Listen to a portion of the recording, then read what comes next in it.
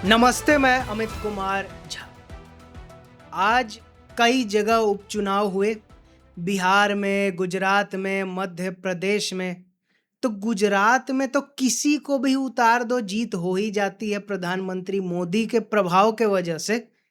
लेकिन बाकी जगह श्योर शॉट वैसा होता नहीं है, क्योंकि मध्य प्रदेश का उपचुनाव हारे, बिहार का उपचुनाव हारे। लेकिन बिहार में जो उपचुनाव भाजपा हारी है, वो एक बड़ा संदेश देता है, क्योंकि वहां प्रशांत किशोर आखिरकार चुनाव लड़े, पिछली बार की तरह भागे नहीं और जीत गए, वो भी भाजपा के गढ़ से, जिससे केजरीवाल को बहुत खुशी हो रही है। और भाजपा के लिए ये खतरे की घंटी कैसे है, आज इन्हीं सारे विषयों पर चर्चा करने जा रहे हैं। और चर्चा की शुरुआत इसी बात से कि ये बिहार का जो उपचुनाव हुआ बांकीपुर का, ये किस क्षेत्र में आता है? पटना साहिब में। तो ये शहरी इलाका है, ये वो नहीं है कि गांव भी मिक्स है, ये भी मिक्स है, और सीधा देहात वाला इलाका भी नहीं है। तो मतलब ज़्यादा पैसा वाला लोग, ज़्यादा पढ़ा लिखा, ये मिश्रण है इस जगह का। वहाँ नितिन नबीन के जो फादर हैं वो जीतते आए, फिर नितिन नबीन जीतते आए, और राज्यसभा के लिए जो अपनी सीट छोड़ी, तो सीट छोड़ने से पहले उनका मार्जिन क्या था जीत का? जो 2025 में बिहार का विधानसभा चुनाव हुआ, उसमें लगभग 50,000 के ऊपर ये मार्जिन जिसका रहा हो, मतलब क्या है? सोचा जाता है, गपबाजी में लोग कहता है ये तो इसका गढ़ है, ये तो उसका गढ़ है। लेकिन दिक्कत क्या है कि आज के समय में ना लोग के पास पेशेंस नहीं है। पहले कितना बार भी जिता दिया हो, अगर सही उम्मीदवार नहीं है या काम ठीक से नहीं किया है, तो जनता औंधे मुंह के बल गिराती है। और वही हुआ है भाजपा के साथ, क्योंकि जिस जगह से नितिन नबीन इतनी बार विधायक बने हैं, हाल का चुनाव में 50,000 से ज्यादा का मार्जिन से जीत हुई, वहां प्रशांत किशोर लगभग 20,000 के मार्जिन से जीत गए। मतलब ये वही हो गया कि जिस तरह शीला दीक्षित को डायरेक्ट चुनौती दी अरविंद केजरीवाल ने, मतलब हाई प्रोफाइल सीट चुनी और हरा दिया। तो यहाँ तो ना नितिन नबीन थे टक्कर में और न सम्राट चौधरी थे टक्कर में, लेकिन गढ़ तो था, भाजपा का गढ़। वहां सीधे घुसे और 20,000 से जीत गए। ये सीधा कोई आम चुनाव हो गया, ये कौन सी बड़ी बात है? ऐसा इसमें नहीं है, क्योंकि जब ये जन सुराज पार्टी बनी, उसके तुरंत बाद 4 उपचुनाव में ये लड़े, चारों में हार गई इनकी पार्टी। फिर बिहार का विधानसभा चुनाव हुआ, एक आध सीट छोड़कर सभी पर जमानत जब्त। और प्रशांत किशोर को ये मालूम था कि अगर हम लड़ेंगे मेरा भी जमानत जब्त होगा। तो होता है ना, बंद मुट्ठी लाख की, खुल गई खाक की। तो अपना मुट्ठी को बंद रखे और चुनाव नहीं लड़े, और अपना जिससे उनका पोल पट्टी की हम तो स्ट्रेटेजिस्ट हैं, हम लड़ते तब तो क्या ही हो जाता, ये वाला ऑरा बरकरार रहा इस बुरा गत के बावजूद। और ये जो ऑरा है, ये जो फील है, वहां के युवाओं में ये घुसा, तभी तो वोट दिया। लेकिन एक चीज नोट करने लायक है कि ये जो 1995 1995 से भाजपा की सीट रही है, इस बार लगभग 38% के आसपास वोटिंग हुआ, इतना कम वोटिंग हुआ। तो ये क्या दिखाता है कि युवा वर्ग का जो एक बड़ा हिस्सा है, वो दो खेमों में बट गया है। एक जिसने प्रशांत किशोर को एक ऑल्टरनेटिव के रूप में देखा, क्योंकि आरजेडी से तो कोई भरोसा किसी को है ही नहीं। एक नहीं, दो जाहिल समाज को छोड़ दिया जाए तो आरजेडी से किसी को अब कोई मतलब है नहीं। इन जनरल जितना भी लोग है, कोई भी जाति हो, कुछ भी हो, वो अब भाजपा का अल्टरनेटिव भी खोज रहा है कुछ कुछ जगहों पर। और ये अल्टरनेटिव दिखा प्रशांत किशोर के रूप में। लेकिन 7% जो कम वोटिंग हुई है, क्योंकि पिछला जो विधानसभा चुनाव था, क्योंकि शहरी हिस्सों में कम वोटिंग होता ही है, तो 41-42% था जिसमें नितिन नवीन जीते। यहाँ 7-8% गिर गया। तो ये जो 7-8% गिर गया, ये कौन है? ये भाजपा का वोटर, क्योंकि जो कैंडिडेट तय किया था भाजपा ने उसको एन मोमेंट पर बदल दिया, जबकि वहां का वो एक लोकप्रिय नेता रह चुका है, लेकिन उसको बदल दिया भाजपा ने। एक ऐसे व्यक्ति को बनाया जिसको बोलने नहीं आ रहा है, जो कांप रहा है, लेकिन जमीन से जुड़े नेता किसी को भी हम बना देंगे और वो जीत जाएगा।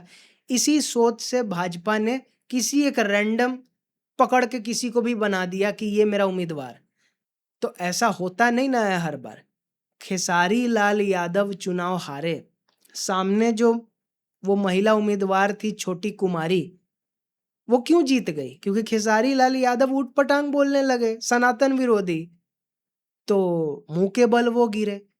नहीं तो जो उम्मीदवार भाजपा ने उतारा था, जिसको बोलने का लूर नहीं है, और वो नेता कहलाएगी, तो भाजपा ओवर कॉन्फिडेंट हो गया कि कहीं भी किसी को भी लड़वा दो जीत ही जाएगा। प्रशांत किशोर वो नहीं ना है। प्रशांत किशोर को लोग बिहार का केजरीवाल कहता है। क्यों? क्योंकि दिमाग चलते रहता है हर समय, बात पहनावा कि हम तो आम आदमी हैं, भले करोड़ों की संपत्ति हो प्रशांत किशोर का, लेकिन हवाई चप्पल पहनकर चलना है, सादा कुर्ता पैजामा में पहनकर चलना है, जैकेट भी नहीं नेता वाला। हम तो बड़ा गरीब हैं, जबकि 100 करोड़ के आसपास का संपत्ति है। घोषित अघोषित क्या है वो तो।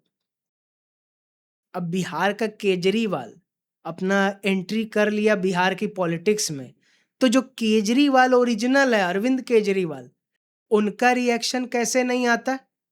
तो बस उन्होंने भी अपना रिएक्शन दे दिया और क्या कहा, अरे भाजपा का राष्ट्रीय अध्यक्ष नितिन नवीन का सीट हार गया ये लोग, मतलब पूरे देश में नाराजगी है, छात्र परेशान है, सब लोग का मोह भंग हो रहा है, और बिहार में सरकार बदलेगी, प्रशांत जी सरकार बनाएंगे, बड़ा खेला होगा। अरे यही फर्क आ जाता है।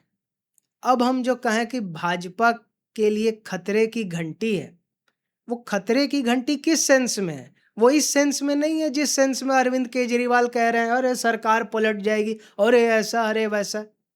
दिल्ली 70 सीट के आसपास, बिहार 250 सीट के आसपास, दिल्ली लगभग शहरी एरिया, एक ही तरह के लोग, भले अलग अलग जगह से आया हो, उस तरह का वहां जातिगत खेल हो ही नहीं सकता है, उस तरह का माहौल ही नहीं है जितना बिहार में हो सकता है, और जितना होता है हो सकता है क्या?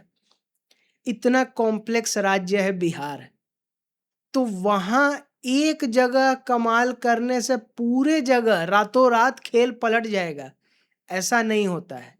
अब इस हार में फैक्टर भी कई है। ओवर कॉन्फिडेंस तो था ही भाजपा का कि किसी को भी उतार दो, राष्ट्रीय अध्यक्ष है भाजपा, उसका ये सीट है, वो तो जीतना ही है। लेकिन दूसरा एक और बड़ा कारण था, ये भरत तिवारी का इनकाउंटर।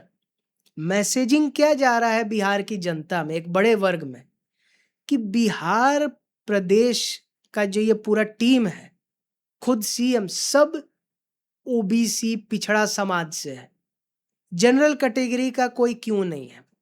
अब कहने के लिए तो कह सकते हैं कि यार टैलेंट मायने रखता है, लेकिन क्या टैलेंटेड है जिनकी नियुक्ति हुई है?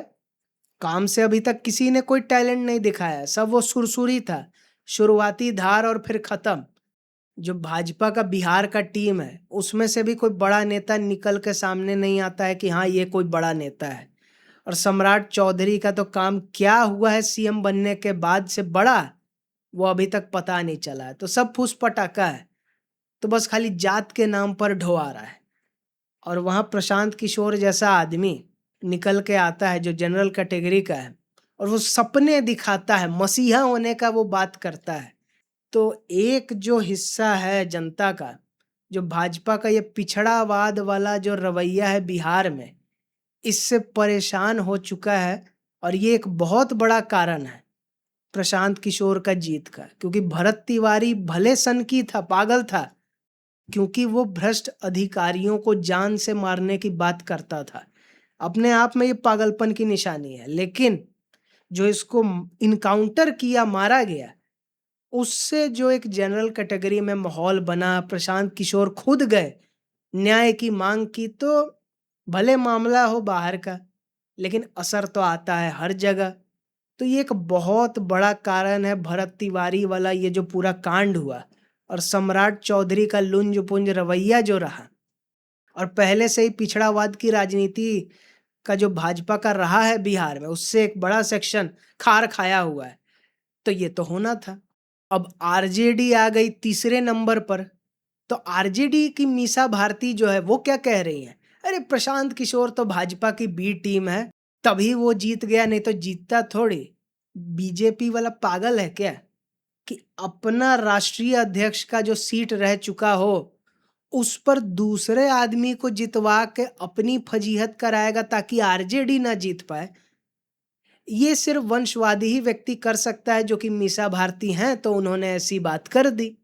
और कांग्रेस बड़े मजे से देख रही होगी ये पूरा प्रकरण, क्योंकि उसके लिए तो खुशी की बात है, आरजेडी से पीछा छूटेगा, एक नया दल आएगा। जैसे तमिलनाडु में डीएमके को लात मार के विजय वाली टीवीके के साथ चला गया, मंत्री बन के कई लोग बैठा हुआ है।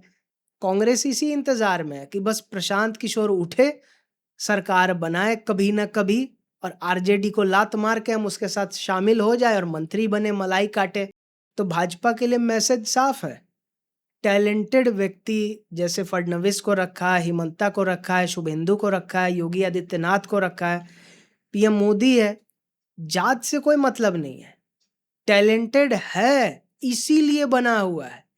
ये रवैया बिहार में नहीं लाया ना, तो 20 साल बाद मैक्सिमम, हो तो उससे भी पहले सकता है, प्रशांत किशोर को मुख्यमंत्री बनने से कोई रोक नहीं सकता। ये गारंटी अभी से कह रहे हैं।